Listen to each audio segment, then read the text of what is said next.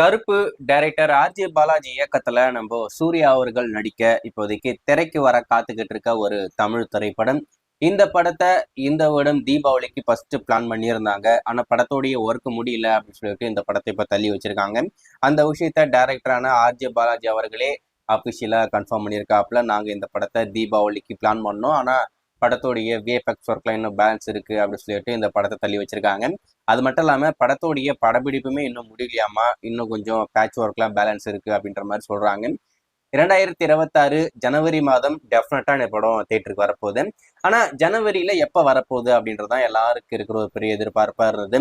First ஒரு update ஜனவரி 23 இல்லைனாக்கா 24ஆம் தேதி, அதாவது குடியரசு தினத்தை முன்னிட்டு இந்த படத்தை ரிலீஸ் பண்ண போறாங்க அப்படின்ற மாதிரி ஒரு பிளான், அதை நம்ம சொல்லியிருந்தோம், நீங்க பார்த்துருப்பீங்க நம்புறேன்.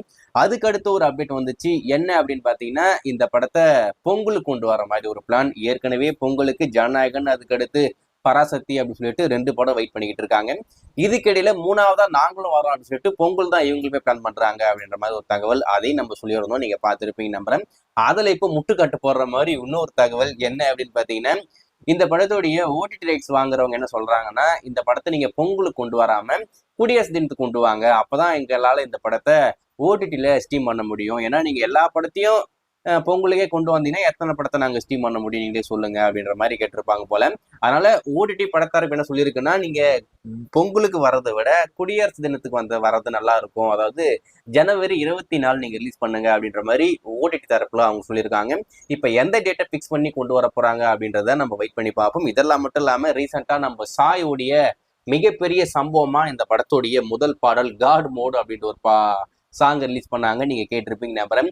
என்ன சாங்டா இது அப்படின்ற மாதிரி நம்ம எல்லாரும் பேசிக்கிட்டு இருந்தோம். ஸோ அந்த நெகட்டிவ் கமெண்ட் எல்லாமே ஏற்று அவர் என்ன பண்ணியிருக்காருன்னா, அந்த சாங்ல ரீஒர்க் பண்ணி காட் மோட் சாங்கோடைய புது வெர்ஷனை இப்போ ரிலீஸ் பண்ணியிருக்காங்க. மிக்சிங் எல்லாமே இப்போதைக்கு ரொம்ப பர்ஃபெக்டா பண்ணியிருக்காங்களாமா. அந்த புது வெர்ஷன் நீங்க கேட்கணும்னா யூடியூப்ல போய் நம்ம சாயோடைய அஃபிஷியல் சேனல்ல பாத்தீங்கன்னா அந்த வெர்ஷன் இப்போதைக்கு அப்படியே அப்டேட் பண்ணி வச்சிருப்பாங்க, போய் கேட்டு பாருங்க.